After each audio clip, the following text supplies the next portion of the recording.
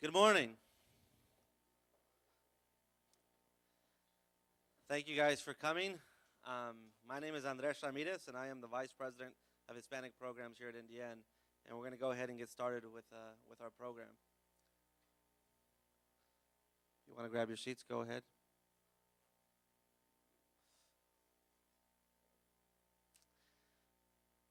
We are very excited to have you here this morning for this important discussion. A panel we are calling Making the Case for Passing Immigration Reform this year. Many of you know, many of you may not know, that NDN is one of the leading U.S. progressive think tanks and advocacy organizations.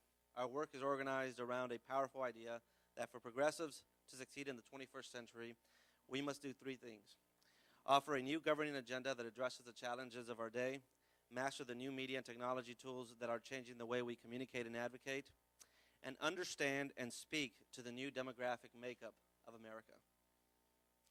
In that vein, NDN has made the fight to pass comprehensive immigration reform one of its top legislative priorities in Congress. This is an issue that is supported by a cross-section of organizations, businesses, leaders across this country. Today we're going to offer you some of the top experts on this subject to talk to you about where we are in comprehensive immigration reform today. It's an issue that we feel that with the new Congress, with the new president, is going to receive heightened attention, has greater possibilities for passing, and that we feel needs to be passed this year to allow us to address other pieces of important legislation impacting our country. We're going to be joined, I'm going to be introducing the panelists as they come up. The first speaker that we have is our president and founder here at NDN, Simon Rosenberg. I've had the pleasure of working with Simon for many years, and working particularly here at NDN over the past year, to watch his passion and commitment on this issue of immigration. It is something that I get to see and witness firsthand, sometimes glory days, sometimes sad days, but to know this is something he sincerely cares about, and he is putting his whole heart to passing this. This is an issue that is deep to him in his heart and in his mind, and he's going to be committed to this, and NDN is going to be committed to this throughout the years to come until we pass this important issue affecting our country.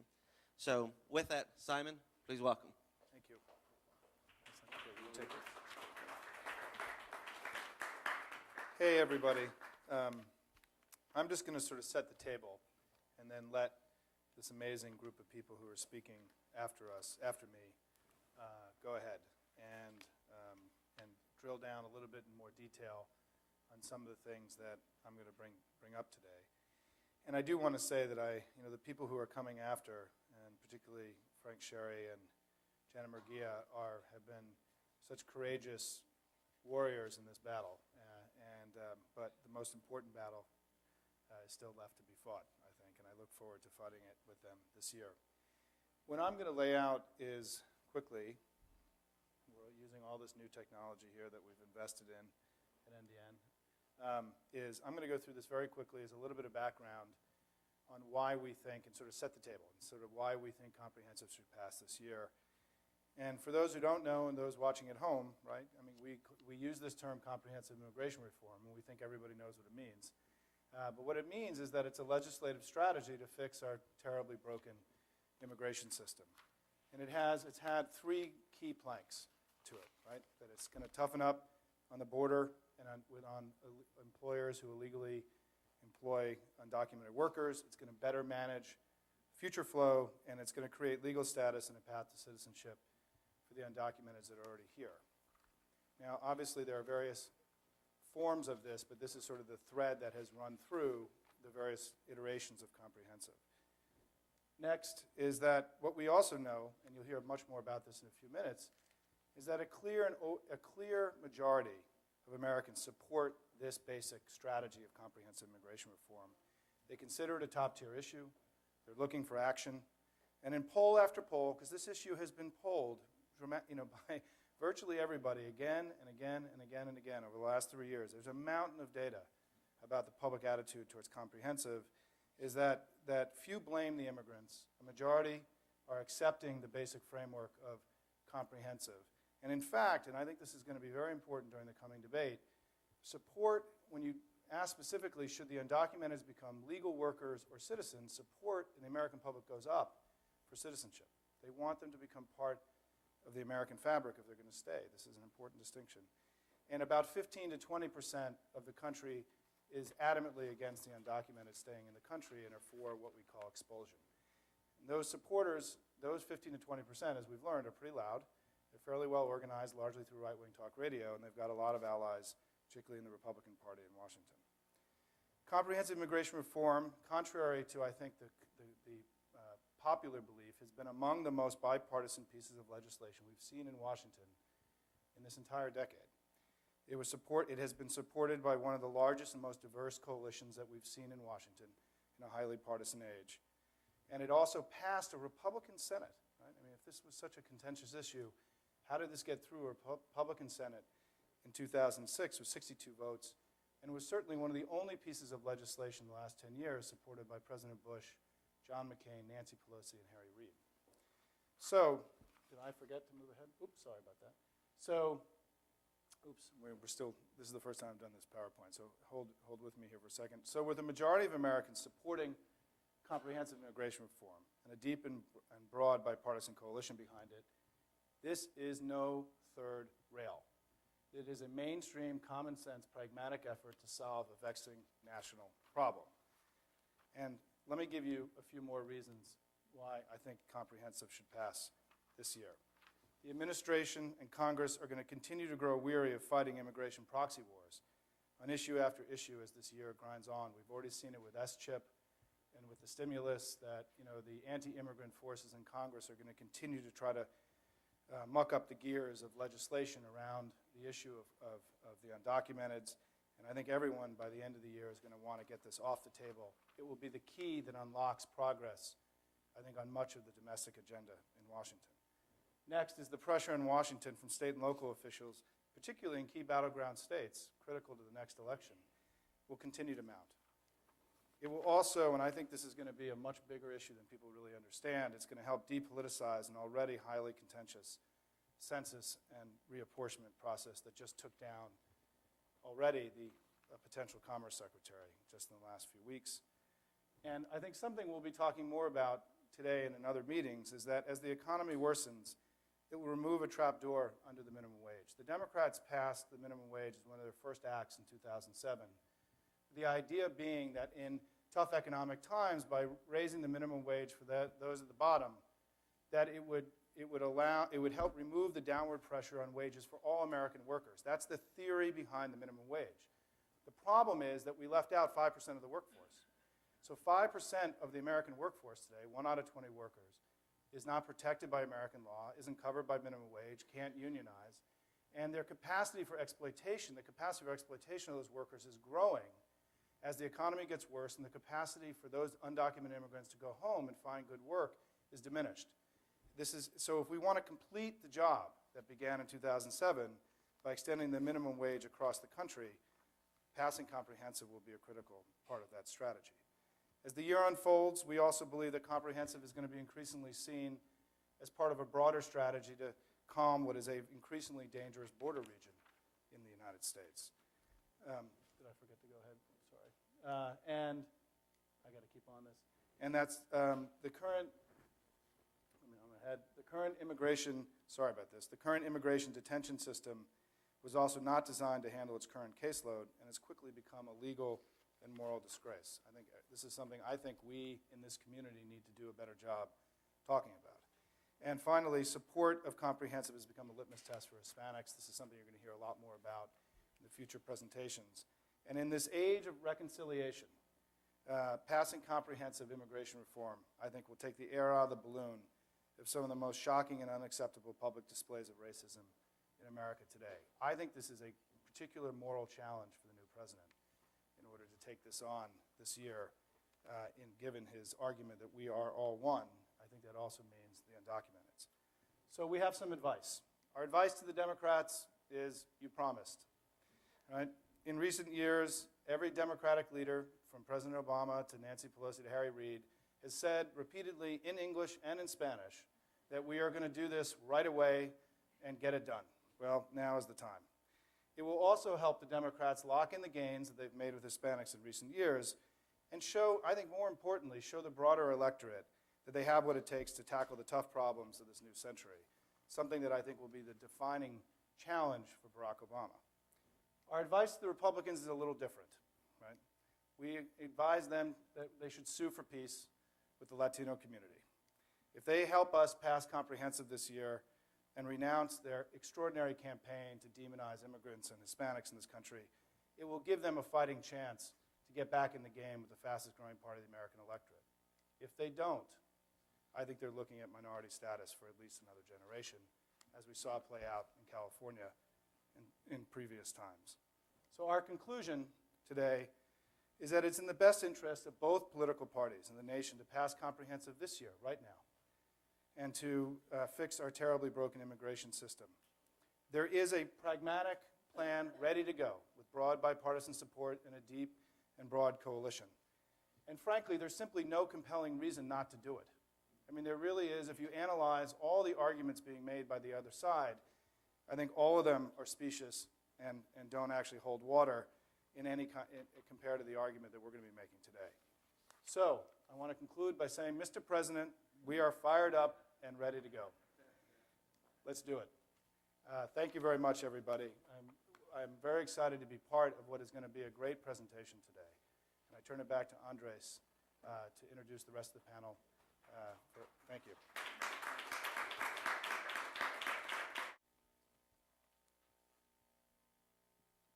I told you he would be great. Well, we want to move on to the remaining of the panels, and what we're going to do now, and first I want to just do some informational notices.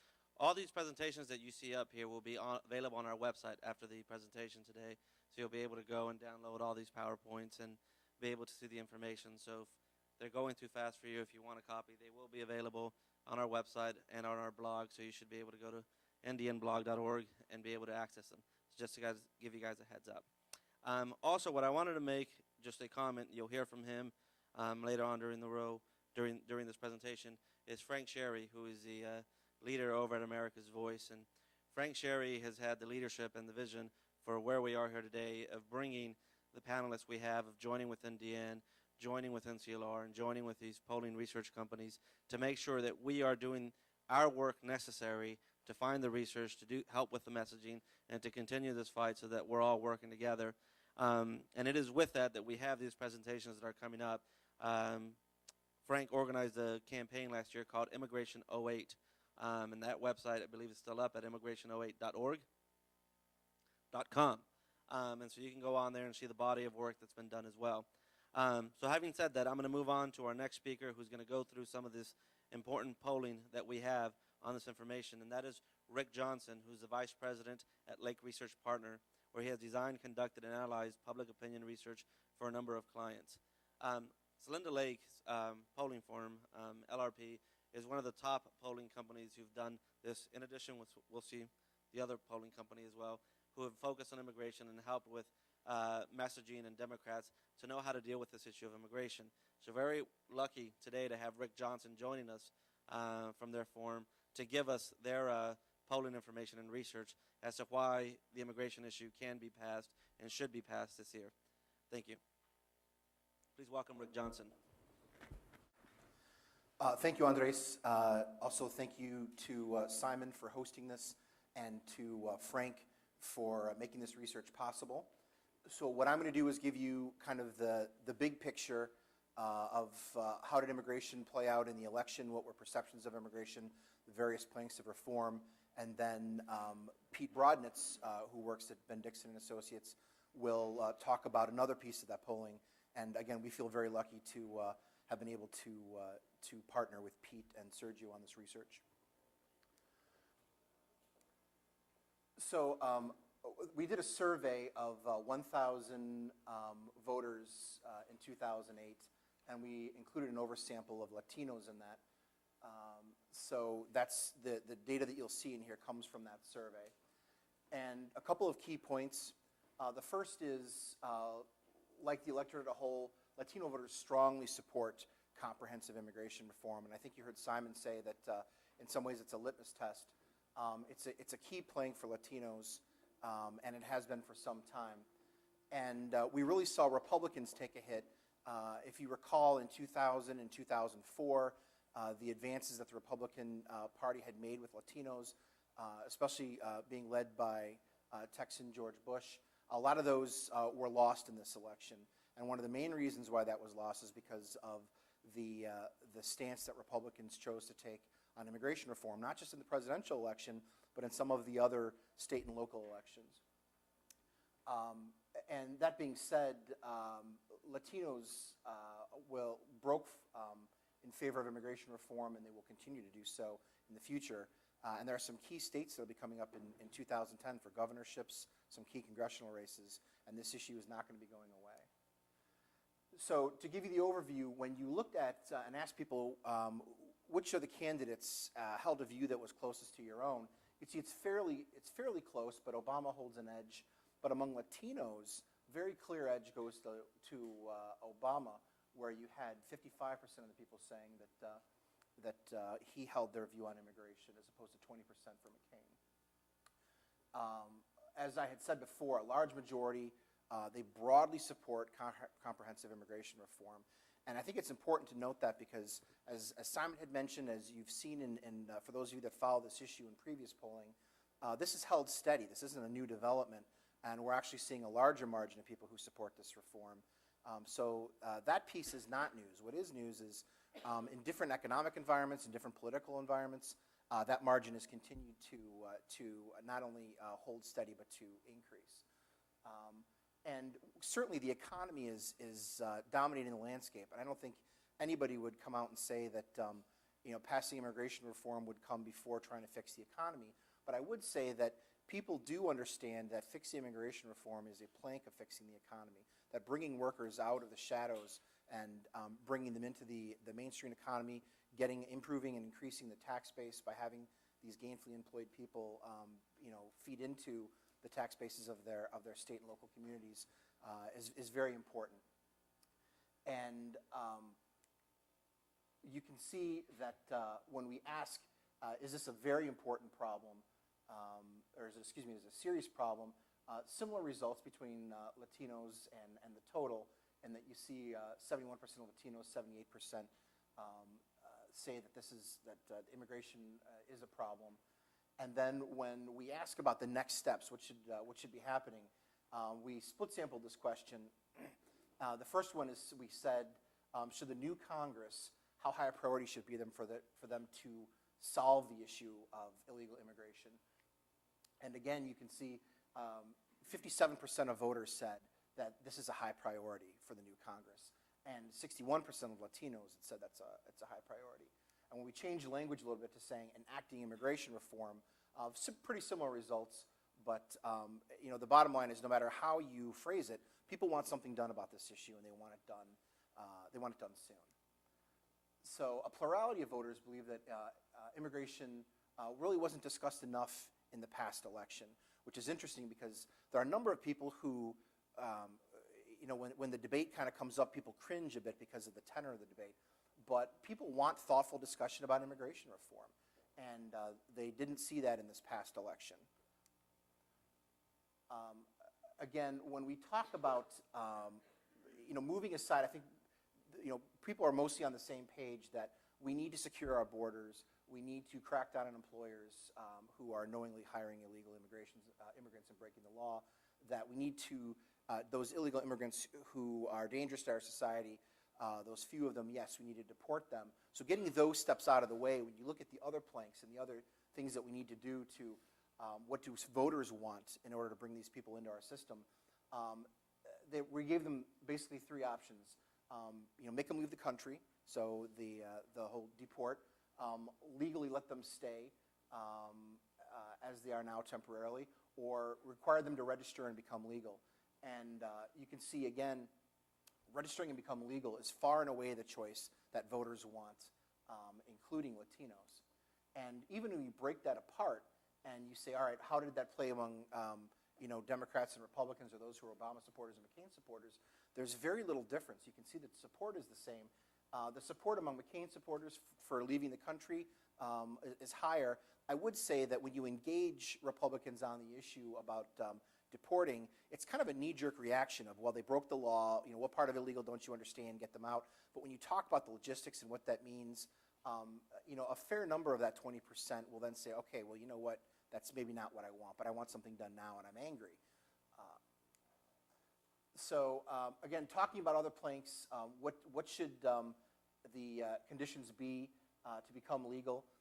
Paying taxes, having a criminal background check, clearly top planks that both voters and Latinos overall want. Studying English and remaining unemployed are also important. And when we look at, basically the kind of the two approaches that have been put out there with immigration reform, comprehensive reform or enforcement only, you can see again that comprehensive reform, clearly the choice among voters overall, and definitely the choice among Latinos. I mean, Latinos especially want thoughtful reform. And when, again, you split this among Obama supporters and McCain supporters, you can see there's some erosion on the McCain side, but again, a majority of the people who voted for John McCain still want comprehensive reform. And clearly, as we had said before, where most people said Obama holds the view that more people like, as opposed to McCain, that 64% of the people who voted for Obama want comprehensive reform. So when we talk about Congress passing this reform, again, you can see that talking about, for Congress specifically in this next session, that a clear number of people, clear majority, want Congress to take action, and that's even more so in the Latino community. And with that, I'm going to turn things over to my colleague over at Ben Dixon Research. Actually, I'm sorry, Andres will have the pleasure of introducing him. Thank you. Thank you, Rick. And it's Benison Research, right? Benison Strategy, not Ben Dixon, which is a separate pollster that also works well on this issue. The next presenter panelist we have is Pete Brodnitz, who's the principal over at Benison Strategy Group. And Brodnitz brings almost 2 decades of research experience to his clients, ranging from heads of states in 3 countries to domestic political work at all levels, from nationwide to municipal to state legislative organizations in Fortune 5 countries. Pete has been working with us at NDN and with America's Voice over the past few years on this issue. And again, is just one of the most foremost people of knowledge on this issue in the country. And so we're very excited to have Pete join us. Pete, it's all you. All right, thanks very much. Okay, thank you. So I'm here to try and answer the question. So that was fine, what you just heard from Rick, but what happens in the tough competitive areas of the country? So my presentation is basically the so what. What we did in order to answer the so what is when we conducted this national survey, at the same time, we asked the same questions of people in a group of what we considered battleground districts. These are not necessarily the districts you typically would think of when you think of battlegrounds, but they were selected on the basis of whether we thought the issue of immigration was going to be a factor in these campaigns. So for instance, Virginia 11 is selected because Jerry Connolly, who's actually a Lake Research Partners client, has been very vocally in favor of comprehensive reform and in knocking back critics of immigration. In other cases, like Congressman Kanjorski's race, we picked that because was facing an opponent who is Lou Barletta, who's the mayor of Hazleton, who became basically a cause célèbre on the right side of the agenda here, opposing immigration and bashing immigrants. And so that was one where we knew the congressman was going to have to somehow get past an opponent who had a very hard line on immigration. This isn't necessarily a totally comprehensive list. One of my own clients, in retrospect, should have been on here, Tom Perriello, who faced Virgil Goode and defeated him. Goode didn't end up making it a major point. Virgil Goode, that's in Virginia as well, Central Virginia. And Goode is a member of Congress who would vote against virtually every piece of legislation, saying that he did it because of the impact the legislation would have on immigrants. This actually gets to Simon's initial point about how the Democratic agenda is going to be bogged down by Republicans trying to nick at Democrats every chance they are. So Goode would vote against things like SCHIP legislation, saying illegal immigrants will get a benefit from that, or voting against a $500 rebate for people, tax rebate, saying, well, illegal immigrants will get that check, and so on.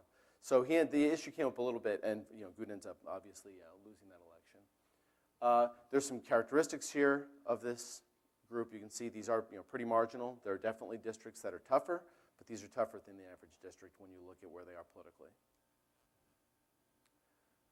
So a couple of things. In the last couple election cycles, the last 2 election cycles, in my own mind, merged together in a lot of ways, in that there's similar sort of tone to both of the last 2 election cycles, in that in a lot of elections, there's been a bias towards solutions among the electorate. Again, Simon talked about getting things done in Congress. Voters, for the most part, gravitated toward candidates who talked about solutions and getting things done, as opposed to the candidate who talked about the risk of the proposed solutions and getting things done. In these districts, I think you do see a bias towards solutions, specifically when talking about the issue of immigration, which I saw for the first time in a campaign in 2005 in the Virginia governor's race. And that and all the subsequent research and all the other campaigns that other people have worked on and that I've seen since 2005 when this first came up, to me, all indications point the same way, which is clearly the Latino community is looking at this in one way. And I said it's a huge issue within the Latino community, and Simon talked about political implications of that. When you move out of the Latino community to the people who are sort of the second tier of people who are interested in this issue, and most Americans do think this is an important issue to some extent. Don't think it's a wedge issue. They think it's a serious issue. Why they think it's a serious issue will vary, though, depending on who you're talking to. And for a lot of Americans, the reason why they say it's a serious issue is because there are tax implications in their own mind to dealing with this issue or not dealing with this issue. So a lot of people will say at their core, there are various concerns, but one of the core concerns has been how tax dollars are used, who gets tax dollars. Part of it has to do with people's preconceptions about who's paying taxes and who doesn't pay taxes. There are clearly very important other considerations, like people's attitude toward the rule of law and whether the rule of law is being respected. But over and over again, this issue of tax dollars comes up and this bias towards solutions. The data I'm going to show you is battleground districts only. And what you'll see is that the attitudes in these battleground districts are largely like the attitudes that you just saw in the national polling, although in some cases there's actually a little bit more pro-solution sentiment in the battleground. The numbers in favor of comprehensive are actually slightly stronger in some ways in the battleground than they are nationally. And the final thing that you will see in here, which is a little bit different than a lot of the other data that has been circulating on this issue, is we conducted the poll after the election. So the economic issues of the collapse of September has been factored into people's attitudes here. And what we found is that acting on this issue is consistent with acting on the economy, which is an important point that hasn't been addressed in a lot of other data. So quickly to just go through the data. Rick showed you attitudes toward immigration, and all I'm showing you here is some of the same information, but in the battleground, so you can see how it compares. It is very consistent. So for instance, when we ask people if this is a serious issue, most Americans, as you can see, 80% in the battleground say, yes, it's a serious issue. And this just goes to the point, this is really a political strategic point, which is whether people see this as a wedge issue that is only being used in order to divide people, or whether it's something that's a legitimate topic. Overwhelmingly, people say it's a legitimate topic. It can be used in illegitimate ways. It can be used as a wedge. It can be used in ways that are unfair. But the basic topic of immigration reform is one most people think is one should be addressed in some level. We ask people whether it's a priority. As you saw in the battleground of polling, you have basically half the electorate saying it's a high priority. So it is something that people would like to have addressed. It's not something that people will tell you is their top issue. If you ask people what their top issue is these days, overwhelmingly it's the economy. But it's something that people think is something important, should be addressed. And in fact, we asked it 2 different ways. We asked it using the language of immigration reform, which is what you're looking at here, where 46% said it's a high priority. On the previous slide, we asked the issue of immigration, and the numbers are virtually identical. The intensity changes a little bit. Here you have 19% who say high priority. On the previous slide, when we asked about immigration as opposed to immigration reform, it was 25%. But here specifically, we are asking about immigration reform, which is just a little more of a specific term. You get basically the same result. Half the electorate saying this is a high priority. So what do? As Rick showed you, we looked at some questions about people's attitude toward solutions. So one solution was, the basic issue is, there's a lot of agreement on what are some of the easy things we can do. Enforcing the borders, enforcing our laws. Specifically, the language is down here, cracking down on employers who knowingly hire illegal immigrants. deporting illegal immigrants who commit crimes. And note, we use the term illegal immigrants. We're always using the language that the other side uses. It's the language that is in common usage. We're not trying to give ourselves any kind of false positive by using terminology that most people aren't using. So we're using the commonly used language here, even though a lot of people disagree that that's the appropriate language. In the battleground, when we gave people the choices, leave the country, legally allowed to stay on a temporary basis but not become citizens, or required to register to become legal, underground background checks, pay taxes, go to the back of the line, overwhelmingly, people say a permanent solution to this issue, permanent status, 67%. The data that Rick showed you was also 67% saying that they prefer that solution.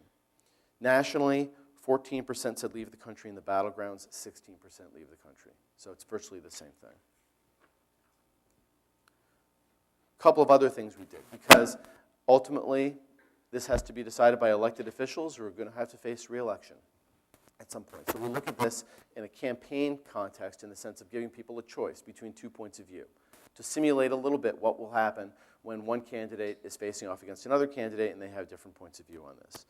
So here, again, you saw national data on this. The basic choices are a comprehensive approach, being someone who says, well, no. Instead of doing that, let's secure the borders, stop giving benefits to illegal immigrants, make sure that those who broke our laws by entering the country are forced. So it's basically saying, don't try and solve the whole thing. Thank you. Let's focus on step-by-step approach. Is that really me? I turned it off. Yeah, thought I had outsmarted it. So here, 60 to 30, people say comprehensive. Nationally, it was 57 comprehensive. So in the back, should I just, yeah.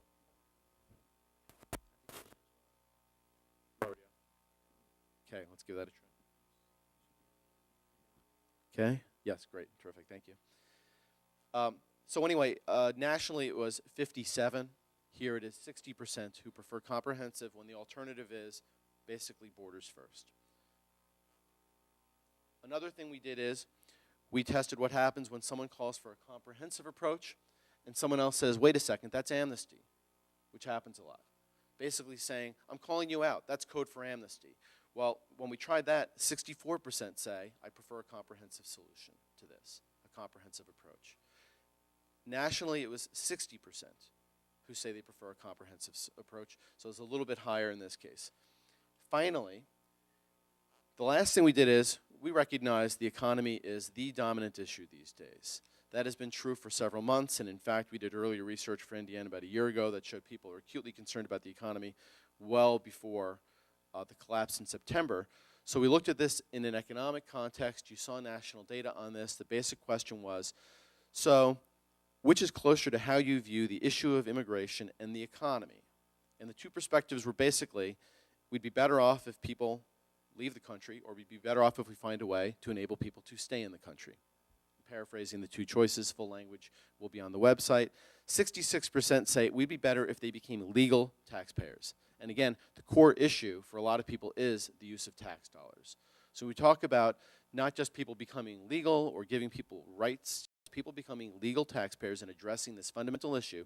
By 66 to 23, they say, let's solve the problem.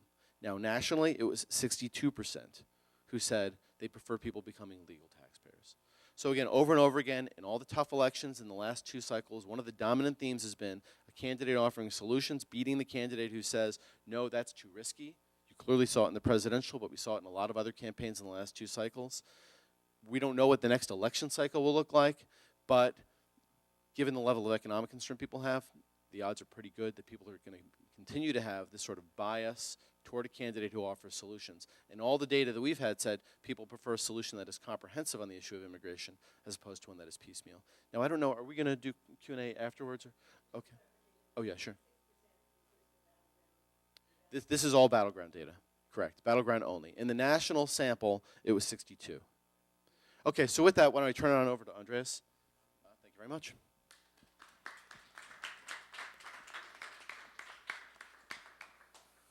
I will try to electrify the crowd as much as you, Pete. I have a great honor to introduce the next panelist, presenter, who is the president and CEO of NCLR, the largest Hispanic civil rights advocacy organization in the country. I have known Janet for over 10 years now, and she's always been a personal hero and a personal mentor of mine. I've always looked up to her and respected what she's done for Hispanics in the United States, and her passion and her drive to commit to keep fighting for these issues. And just a quick personal story, Janet was gracious enough to have lunch with my family this past summer. And this was after the nomination had been secured on the Democratic side. And I am the father of an 8-year-old girl who, because of Nickelodeon, chose to endorse in a presidential candidate because Nickelodeon asked kids to do so. And her reasoning for choosing her candidate was girls rule and boys drool. So that's how she picked her candidate. And when we had lunch with Janet over the summer after lunch, she pulls me aside and says, and again, this is after the nomination had been secured, and she says, "You see, Daddy, women can be president too," because she heard that Janet was the president of NCLR. And so with that, she continues to now serve as an inspiration and role model for my 8-year-old daughter, and I'm very thankful for her for that. So with that, I will turn it over to my good friend and mentor, Janet Murguia. Thank you. Okay, yeah. Thank you. Thank you so much, Andres, and thank you to NDN and Simon and all of the distinguished folks that we're hearing from today. This is a great opportunity to talk about a very important issue. We do believe at the National Council La Raza that comprehensive immigration reform is not only possible, but essential to happen. You've heard some of the rationale. You've seen some of the statistics. I'd like to give you the perspective from the Latino community to reinforce some of these points. We are asking that the Obama administration and Congress demonstrate leadership and move forward as quickly as possible on developing and enacting a plan this year. We are also working to mobilize the Latino, immigrant, and other communities to engage in support of comprehensive immigration reform. It should happen, and it can happen, and we should start making sure it happens this year. First of all, from the Latino community perspective, there's no question that there are high expectations. There simply are high expectations. There were a lot of sort of benchmarks out there that give you a sense of why those expectations are out there. First of all, as Simon referred to, President Obama promised action during the campaign. He made that promise not just at our convention, at our conference, but at many other forums. And it's something that we should hold him accountable for. It's something that I think he wants to do, and we need to help him make sure that he can do it. We also saw, again, telltale signs that immigration was one of the key issues of focus during the presidential transition. There was an entire transition team, agency review team, looking at this issue, preparing recommendations and options for this new administration. Not every issue was able to be looked at that way. Immigration was one of them. Another telltale sign, you've got the strongest voice in the Senate Majority Leader, Senator Harry Reid, has designated immigration as one of the first 10 placeholder bills. So we're going to see immigration reform represented in one of the top 10 bills that is designated by the Senate to see action. So we see very important telltale signs. And then on the House side, again, a lot of promises made by different leaders. But what I have been impressed by has been by the focus of the Congressional Hispanic Caucus to move early and to engage their colleagues in a number of different ways. And I want to commend Congressman Luis Gutierrez, who has been designated as the leader in the Congressional Hispanic Caucus to move this issue. And he's not only working within the Congress to engage his colleagues and the leadership position of those folks on the Judiciary Committee and other committees, but he's going out into the field. He's going out there and he's working with a lot of the faith-based community leaders, because we know that as a community, it's not going to be just the Latino community asking for immigration reform. We have to have that broad coalition. And the faith-based community is an important one. He's working with leaders in the field, and he is taking that message out there and building a real grassroots network. He's engaging NCLR and so many other organizations, and we're proud to be working with him. The Latino community really came out strongly in support of the Obama candidacy, due in large part, we believe, because of his stance on immigration. Of course, the Latino community cares about other issues. You've seen that. We do. The economy is first and foremost on everyone's mind, and that includes the Latino community. Healthcare reform and education reform still are top-tier issues for our Latino community.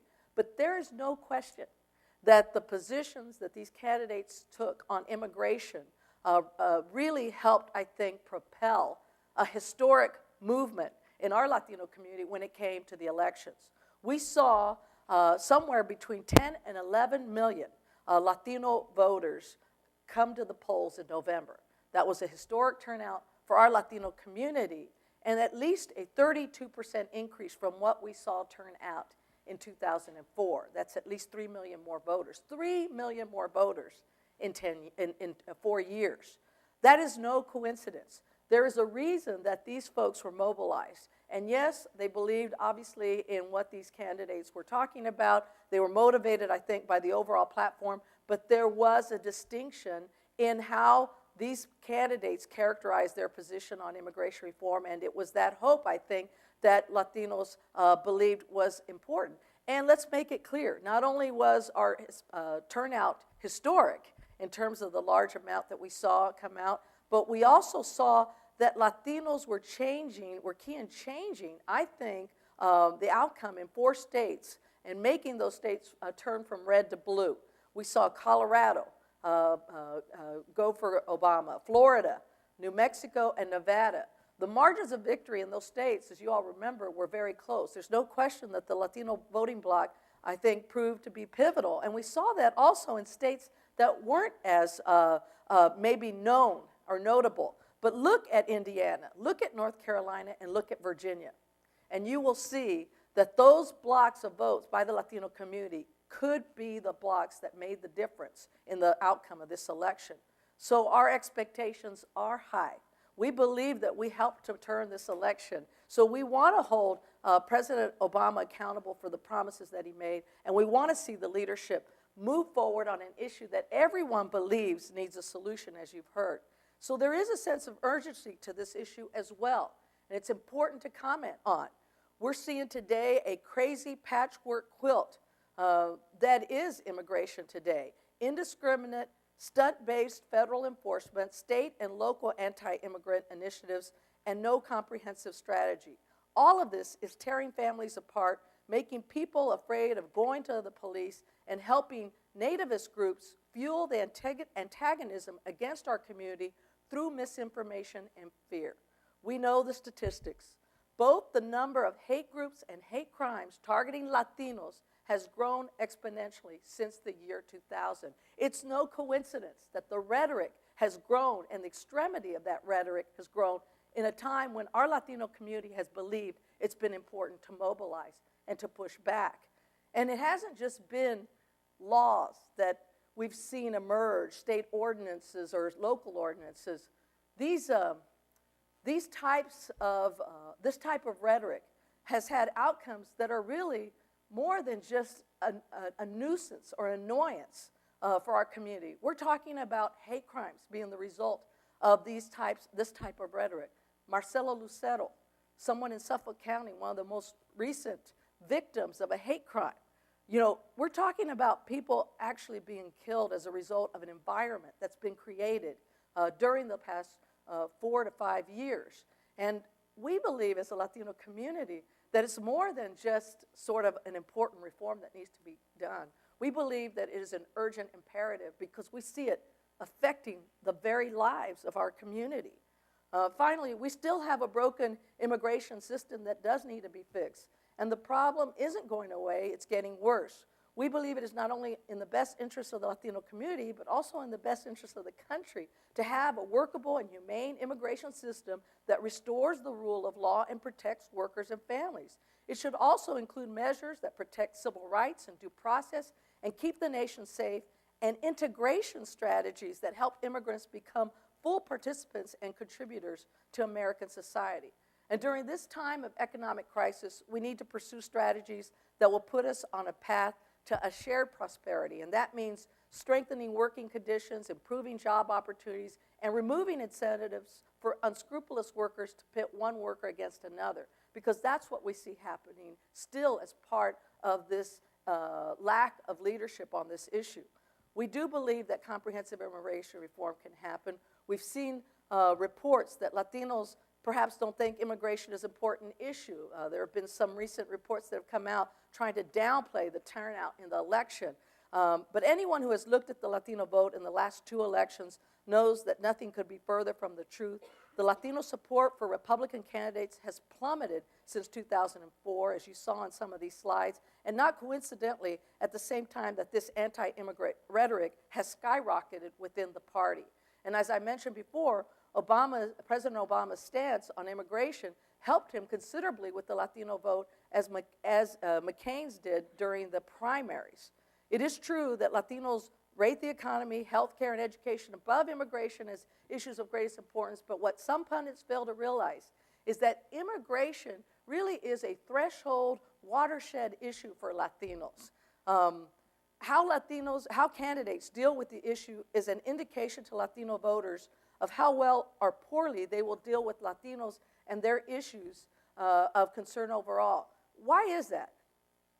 Let me just explain to you that when we hear a candidate talking about immigration in a way that's very extreme or that has some sort of wedge ring to it, you know, to us, we hear that and we think, even though we've been here, we're citizens, we've been here for maybe generations, but we know people, maybe our grandfathers, maybe it was our grandparents, maybe it was our parents, maybe it's our cousins, or maybe it's a recent newcomer.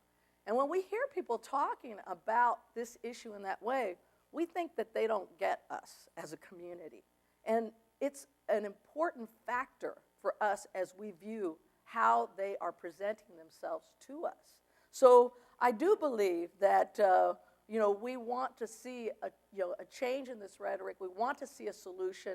And I think for both parties, if they want to lock in one of the largest and fastest growing voting blocs in this country, they ought to take heed of how they talk about this issue and do more than that, try to address it and take the leadership that we need in this country today to finally get immigration reform. I think that's going to be very important, and we want to make sure that that happens. We were willing at NCLR to make sure that we work side by side with a number of folks who are going to make sure that this happens, and we're going to do our best to make sure we start that effort this year. Thank you very much. Thank you, Janet. Next, we have our final presenter, Mr. Frank Sherry, our quarterback, our leader on this immigration issue, a tireless advocate for immigration for over 2 decades, the executive director of America's Voice, the former executive director of the National Immigration Forum. You know him, I know him, we all know him. He's a guy we love, Frank Sherry.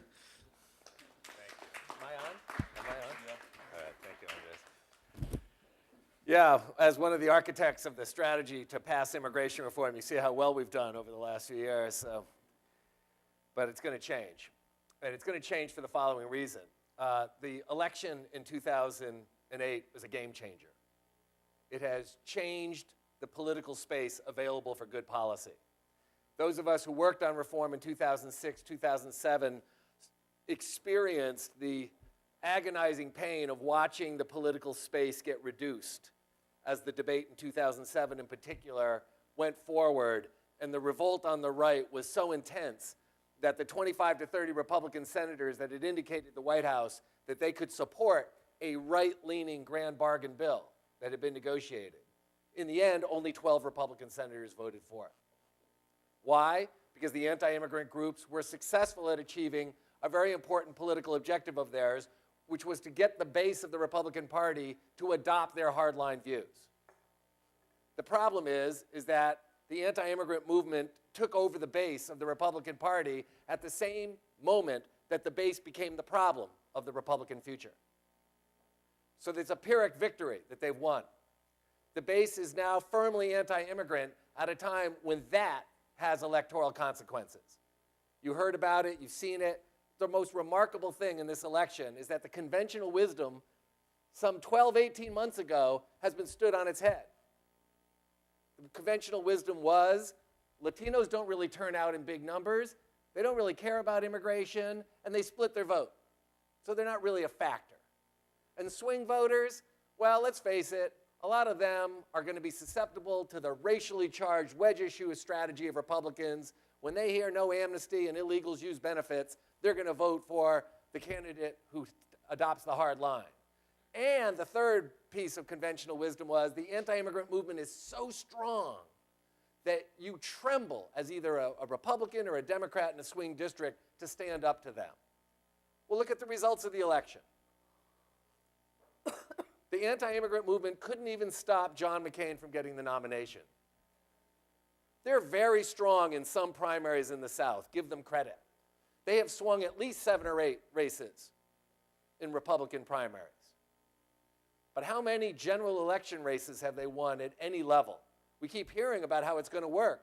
They tried it in 2006, tried it in 2007, tried it in 2008. The results are in.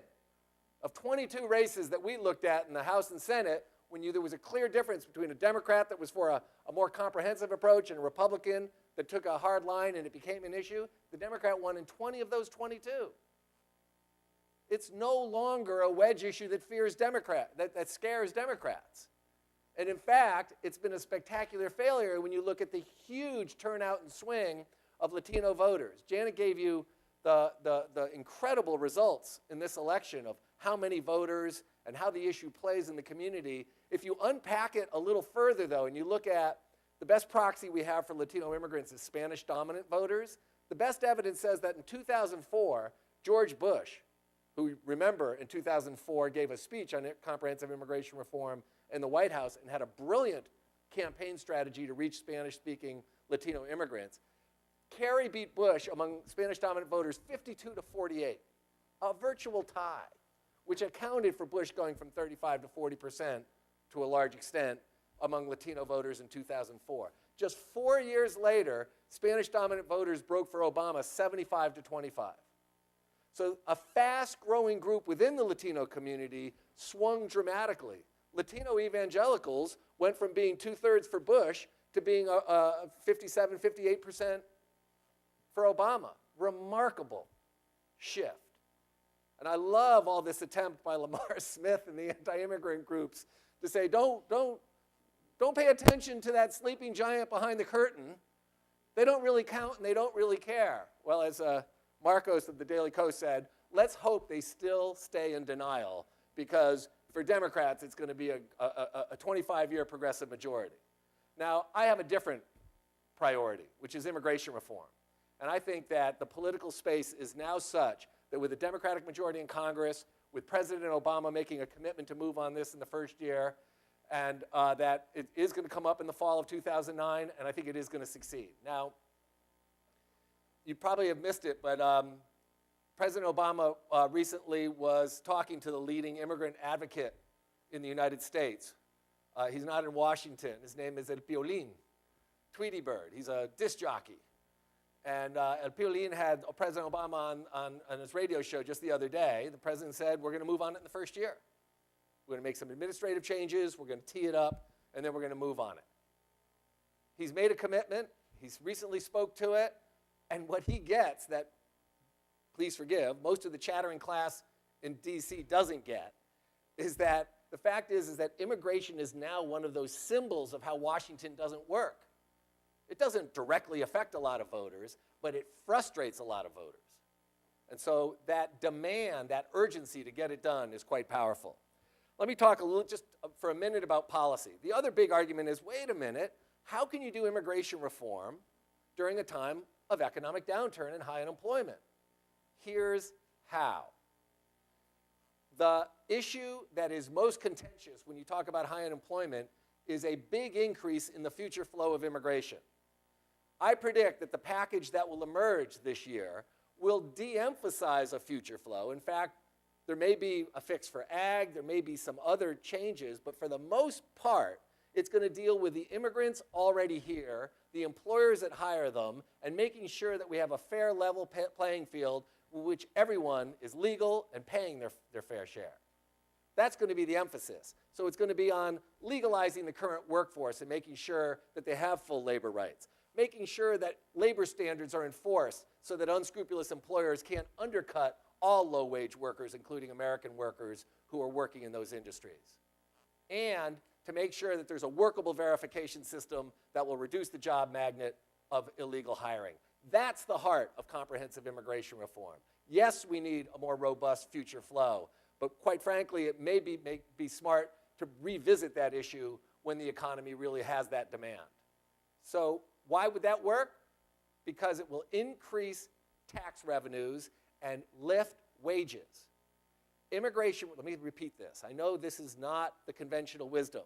When you have more people in the system paying taxes, tax revenues go up at all levels. When you have employers who can no longer pay off the books because there's aggressive enforcement, you have more taxes being paid.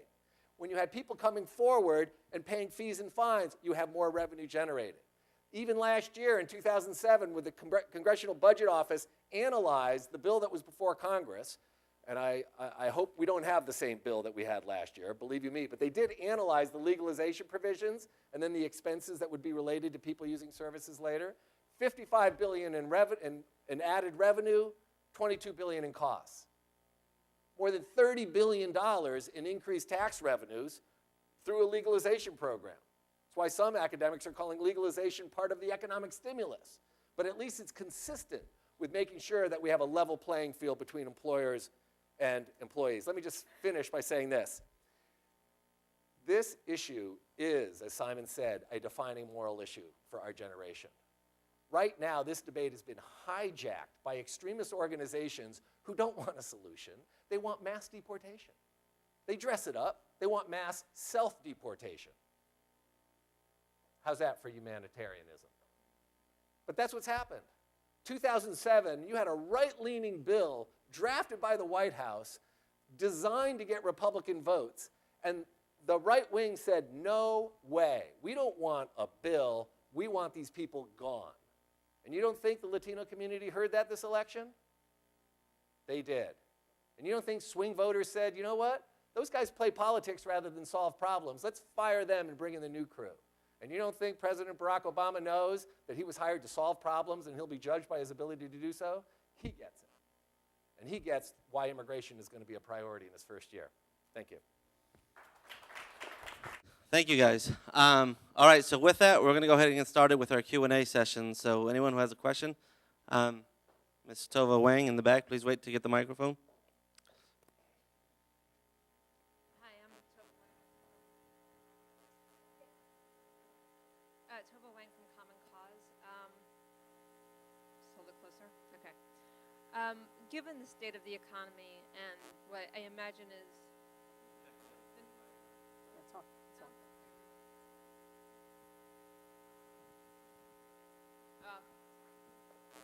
what I imagine among some is the sort of knee-jerk reaction that undocumented are going to compete with Americans for jobs when there are so few, and that's the case more and more.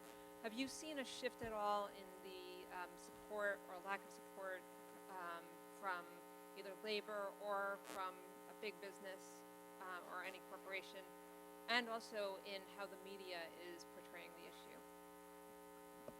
Do you want me to take the first stop?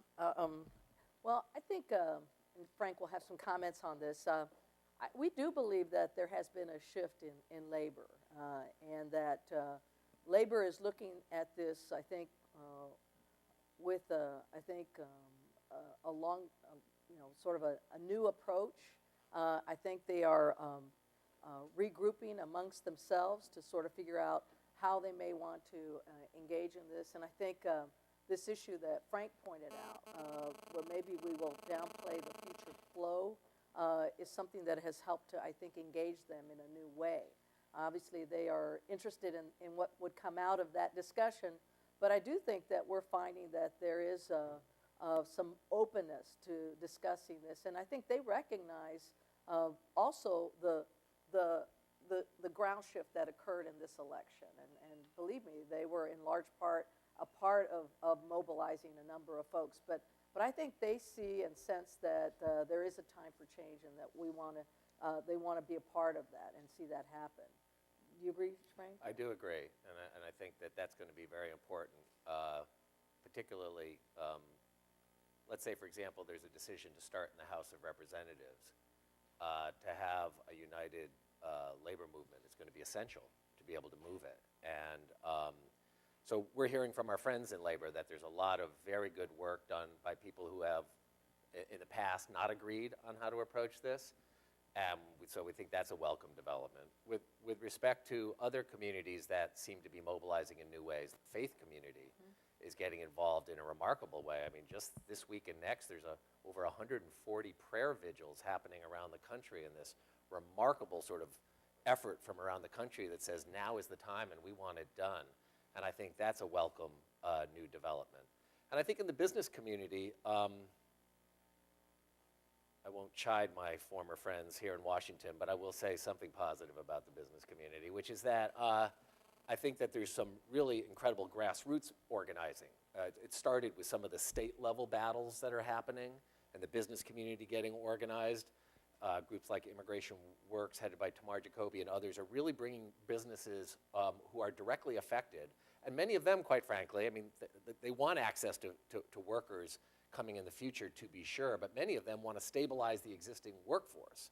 And they're afraid of losing workers with this kind of Bush administration ramped up enforcement, not directed at employers so much, but at workers, that's scaring people out of their places of employment. So I think that that plus some, we'll see how the high-tech companies, what they do. So it'll be interesting to see how the business community is able to participate in this. But I think for the most part, we're in the past, or at least in 2007, it was really an attempt to get an equal number of Republicans and Democrats in the Senate. I don't think you'll see that approach going forward. I think the idea will be able to try to get 90 to 95% of the votes needed from Democrats and a much smaller number of Republicans. And I think that that's probably a better and a winning formula. I do feel like the media has captured the shift in the Latino community, in their voting, sort of recognizing the empowerment of the Latino community and the political strength that they demonstrated in this last election. I think that has been noted throughout the press. And I think that that's important because it sends an appropriate message to elected leaders that the Latino community is no longer the giant that is asleep. And so I do believe that that has been picked up in the media, don't you think, Frank? I agree. All right, thank you. Can we get the next question? Did you have there? Okay. Hi, I'm Laura Eisenstein. I'm with the Dallas Morning News. I wanted to follow up on something, Mr. Sherry, you just said regarding the voting strategy. So far with the economic stimulus package, we've seen that partisan politics are not over here in D.C. So I was wondering if you could tell me a little bit more about your strategy to overcome partisan politics and get immigration reform passed. Thanks. Let me take that first, if Please. you don't mind, Frank. Please. Because one thing, I cut my remarks a little short because I thought we were going over time, but one thing that I thought was an important sign, of a promising sign that we can do immigration, was actually the recent passage of the SCHIP bill. Some of you who may have followed this, it's the State Children's Health Improvement Program. And for a long time, we couldn't get it passed, but one of the things that, in addition to having it passed, was the inclusion of a provision that allowed legal immigrant children to benefit from this program, and as we expanded it. And, for 10 years, we had the toughest time getting that provision passed into this program. And we just saw that happen in this, and of course we're talking about legal kids, right? So we weren't really talking about undocumented kids, but that, I think, was an important sign that good policy makes good politics. And we saw a number of folks take important stands, and I give a lot of credit to this Obama administration, to President Obama, for saying that he would not sign a bill without the legal immigrant kid provision, the legal immigrant children provision. So when we see strength demonstrated at the highest levels, and we see the support behind it happen in a bipartisan way, because we saw members, Lincoln Diaz-Balart and others in the House and in the Senate, take a stand on this. Senator Menendez and there's a lot of folks working together on this. We saw that happen. To me, that gives me a sense that we can look at that issue and see that we can see some coalitions come together. It wasn't easy. And I also think that we removed a onerous provision in the stimulus package, a provision that would have expanded the E-Verify system, that would have done it in a way that was outside of the pilot project that we had anticipated. And we saw that that provision was killed in the stimulus package. So I do feel like there has been growing consensus to try to depoliticize this issue, and with the recognition that we need to deal with that. I don't know, Frank, you want to add anything? I agree completely, and I think that you're going to see people like Congressman Lincoln Diaz-Balart probably play a key role. I was down in Miami yesterday and talked to someone close to him, and this is his top priority. You see, what Lincoln Diaz-Balart and Mel Martinez get that most of the Republican Party hasn't quite gotten, that is that when you tell people you don't like them and want to deport them, it's hard to get their vote. It's just a really hard political strategy to win on. So I think that they, and you see, look, I mean, there's many Republicans who get it. The problem is that given districts and so forth, they're more afraid of a right-wing challenge in a primary than a general election race. And so if they're seen as being for those brown people, they might lose their seat. And so we're not expecting a lot of Republicans to come along, and we're expecting a lot of demagoguery to be part of this debate. But it's likely that a provision called ag jobs is going to be part of this bill, something that's been negotiated between farm worker advocates and growers. And you have many Republicans who represent districts where, quite frankly, growers are saying, we need this to stabilize our workforce. And if they vote their district, they'll vote for immigration reform. So I think that, and then, we'll see. There'll be lots of debates on particular issues, whether they bring votes or not. I think that line and approach that some folks tried to take is that I'm not talking about you all. I'm talking about illegal immigrants. I'm not talking about legal folks.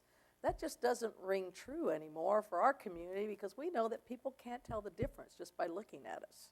And so, when people try to say, I'm just talking about this, we need to see much more substantive, proposals that are going to deal with this in a rational way. And this sort of effort to sort of try to draw that wedge in between folks is just not going to work anymore with our community. Yeah, we're going to get one more question, maybe two at most. Soraya, if you want to pass the mic over there. Thank you. Thanks. I actually had two. One was about E-Verify. You touched it a little bit, but so maybe we could talk about it. But I'm curious if you, I forget your name, if you did any polling of the African American community. As you know, at the African American electorate, Latino electorate went up from about 7 to 9.5% of the total electorate, but the African American electorate went up from 11% to over 15%. It's a much greater electorate, and about 95% of them voted Democrat. I think nationally about 62% of Latinos voted Democrat. So as far as electorate goes, I would think the black electorate is much more important to the Obama people. And I haven't heard much from the Congressional Black Caucus in support of immigration reform of any kind. And they're also the group that I think most economists agree have been hurt by illegal workers. So did you parse out the African American voting group?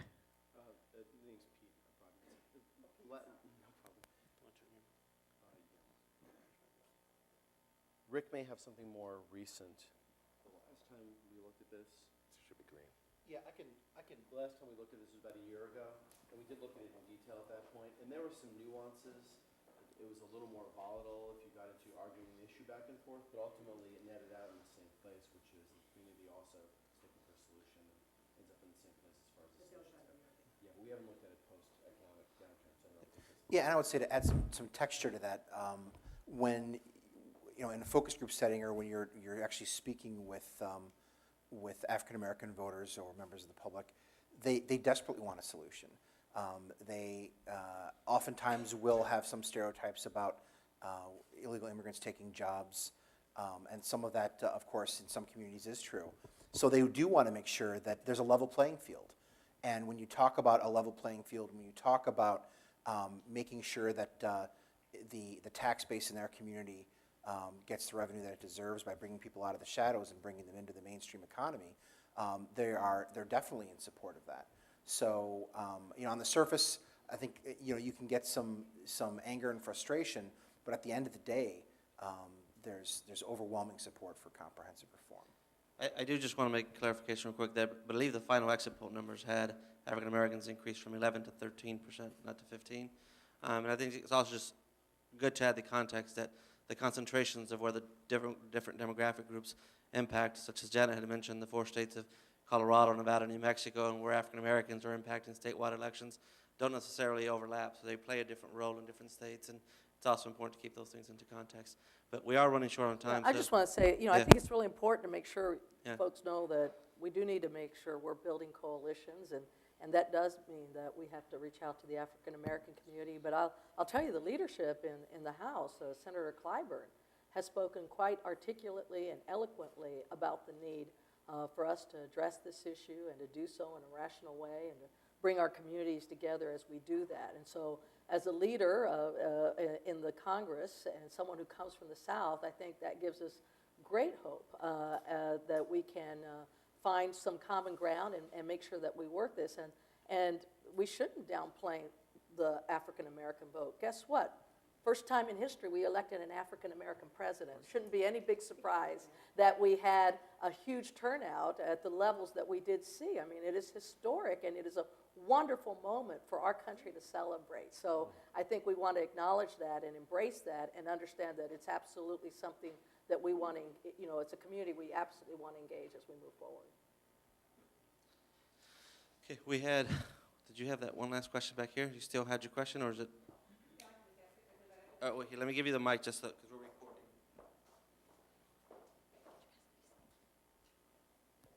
I just heard reference from a couple of you about stabilizing the current workforce as an emphasis over future flow or something like that. I just wondered if you could say a little bit more about that and maybe link it to, you also said that the bill you hope would look quite different this time, and just generally that. Well, to commit policy for a second. So the original McCain-Kennedy proposal called for a fix for the agricultural temporary worker program called H-2A as part of ag jobs. It also called for 400,000 new visas a year, essentially for a service worker category. And then it also had some fixes for the high-end employment-based immigration. I'm predicting that we're not going to see a bill with 400,000 new temporary worker visas as part of the bill. And that what we'll see more likely, it's not written, right? Who knows what it'll finally include, and that'll be, and most people acknowledge we need some sort of fix to our future flow. The question is whether it makes political sense to move forward at a time of high unemployment with an increase, or to find a mechanism to be able to revisit that issue, say through a blue ribbon commission that can revisit the issue, and when the demand picks up, look at how to really reform that future flow employment-based system so that it works. Right now, I think there's widespread agreement that it's kind of a patchwork that needs real reform. We probably also need increases when demand is up, but how you correlate that with demand for higher wages and particular industry labor market tests, it's a very complicated set of policy issues. So I'm just predicting that whole issue, which has been the most divisive within labor, and quite frankly, within the African-American community, is likely to get a lot less emphasis in the package going forward. How much so to be determined.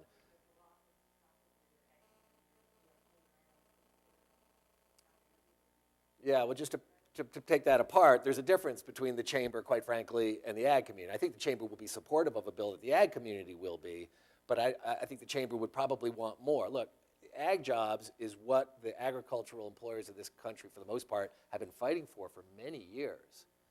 And they're desperate. They're like the canary in the coal mine. They've relied on just-in-time workers. And now that workers aren't showing up because the risk and the cost and the fear of death is too great at the border for some, and more of their workers are leaving to go into the cities, which is a natural progression over time as they accumulate social capital in the United States, they're losing their best workers. And so they are desperate for a smart reform. So I just think that the agricultural employers will play a big role in this coming debate. Whether the chamber is as active as agricultural employers, I'm not sure.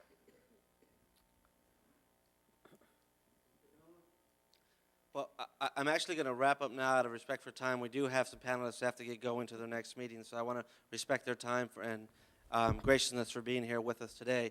I want to thank you guys. I do want to let you guys know that if you do want to, submit questions, via email or stick around, some of the pollsters will probably be here for a couple more minutes. You can probably get a question with them. Also, as I mentioned, all the presentations are going to be available on our website at ndn.org. This is the first of many forums we're going to have on this. This is a very top issue for NDN. We look forward to continuing to work with NCLR and America's Voice to make sure that this gets through. And we thank you guys for coming and joining us. Thank you very much.